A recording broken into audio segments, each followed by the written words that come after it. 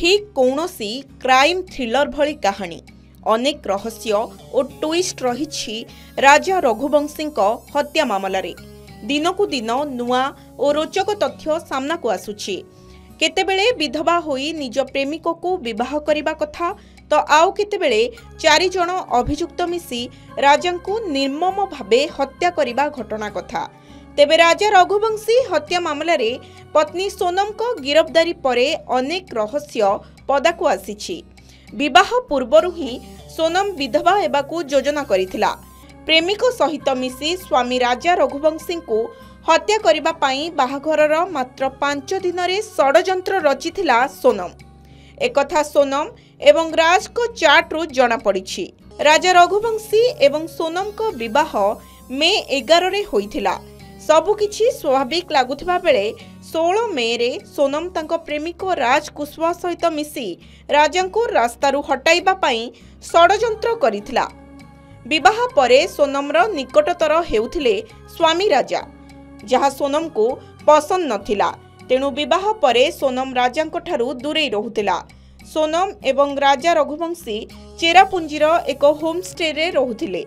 घटनार ठीक पूर्वरु अभियुक्त माने सोनम रहुतबा होम स्टे ठारू 1 किलोमीटर दूर रे एक होटेल रे रहिथिले। सोनम तार होम स्टे रो लोकेशन अभियुक्त माननको पठाई देथिला। मे 23 तारिख रे सोनम राजा को फोटोशूट बाहाना रे एक निर्जन पहाड़िया अंचल को नहीं जाइथिला। सेठारे 3 जन युवक तांको हत्या करिथिले। प्रेमिक राज कुशवा सोनम बापांको पाई काम करुथिला। तेबे प्राय 5 मास पूर्वरु उभयंक मध्यरे प्रेम संपर्क गढ़ी उठिथिला। हेले सोनम तार बापांको प्रेमिक राज विषय कहिबाकू डरुथिला। ताकू बाहा हेबाकू कहिबार साहस मध्य नथिला। तेणु राजा रघुवंशी को बाहा होई तांको हत्या करिबा परे राज को बाहा हेबा लगी षडयंत्र रचिथिला। सोनम विवाहर 5म दिन राज को कहिथिला राजा को हत्या करिबा पाई। तार कहिबा कथा थिला कि जदि मु थरे विधवा होई जाए तेबे बापा तांको विधवा झियो को तुम सहित बाहा देई परिबे। एहा सुनी राज कुशवा मध्य सोनम कथारे राजी होई गला। 23 मे रे राजा को हत्या करिबा परे संध्यारे सोनम शिलंग रु गुवाहाटी जाइथिला। सेठारो ट्रेन धरी वाराणसी देई पहुंचीथिला गाजीपुर रे। मध्य प्रदेश और मेघालय पुलिस सूचना अनुसार राजा रघुवंशी हत्या तांको स्त्री सोनम ही करिछंती। अभियुक्त प्रेमिक राज कुशवा को अधिक तदंत पाई मेघालय पुलिस इंदौर विमानबंदर को नेउथबा बेले मंगलवार संध्यारे हठात सेठारे एक आश्चर्यकर घटना घटितिला। ठीक सेही समय जड़े व्यक्ति राज को एक ब्रह्म चापुड़ा मारिथिले। एही समस्त घटना पुलिस एवं गणमाध्यम उपस्थिति रे ही घटिथिबा खबर मिलुछि। सेही वीडियो खूब जोर रे सोशल मीडिया रे भाइराल हेबारे लागिछि। अन्यपटे राजा रघुवंशी पोस्टमार्टम रिपोर्ट रे आश्चर्यजनक तथ्य आसीछि।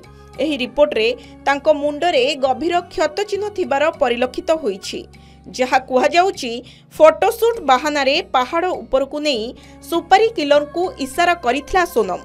योजना अनुसार किलर माने आगरू पर्यटक भावे सेठी बुलुथिले। सोनम सेमानंकु ठीक राजांको पछकु रहिबाको कहिथिला। निछाटिया जगारे प्रथमे सेमाने राजांको पछपटु खूब जोर रे आघात करिथिले। आउ आहत स्वामी को सोनम पहाड़ तळकु ठेली देइथिला।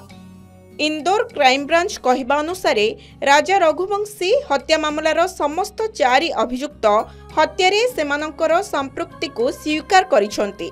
अभियुक्त माने हत्या एवं मृतदेह को एक नाଳରେ फिंगी देइथिबा कथा भी मानिछंती। एही घटना मेघालयर पूर्व खासी जिले में घटिछि, जेउठारे राजा रघुवंशी तांको पत्नीको सहित मधुचंद्रिका करबाकू जाइथिले। आउ मे 23 तारिख रे निखोज होई जाइथिले। परे राजांको मृतदेह उद्धार करा जाइथिला।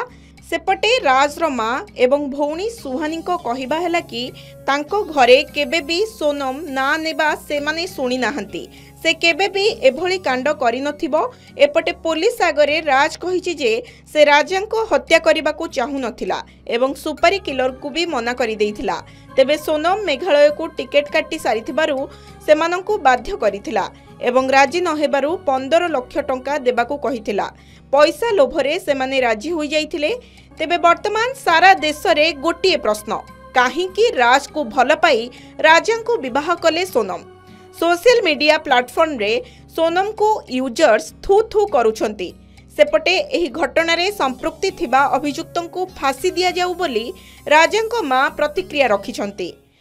मैं बस यही कहूंगी सर कि मेरा बेटा ऐसा नहीं है, वो कभी ऐसे काम नहीं कर सकता। वो बहुत छोटा है, बहुत अपने तीन बहनों की जिम्मेदारी उठाता है। जब से उसके पापा न रह गए, जब से वो कपड़ा मार्केट में काम करता था, रात में आता था तो खाना खाता था, फिर न्यूज़पेपर डालने जाता था, फिर सुबह कपड़ा मार्केट जाता था। तो एक हमारे पड़ोसी भैया सब रहते करते थे, तो उन्होंने बताया कि यहाँ पे काम कर लो। गोविंद भैया के यहाँ का नाम नहीं उनका लिए, पर बोलते कि यहाँ पे काम कर लो तो तुमको अच्छा रहेगा। तो वो यहाँ से जाके वहाँ काम करने का एक दिन गया तो बोलते मम्मी अच्छा मैं काम कर लूंगा।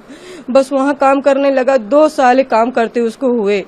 बाकी मेरा बच्चा कभी ऐसा नहीं करता। कभी आपको अगर ऐसा नहीं लग रहा कि मैं झूठ बोल रही तो आप अड़ोसी पड़ोसियों से जाके भी पूछ लो कि मेरा राज कैसा था। वो कभी ऐसा काम नहीं कर सकता था।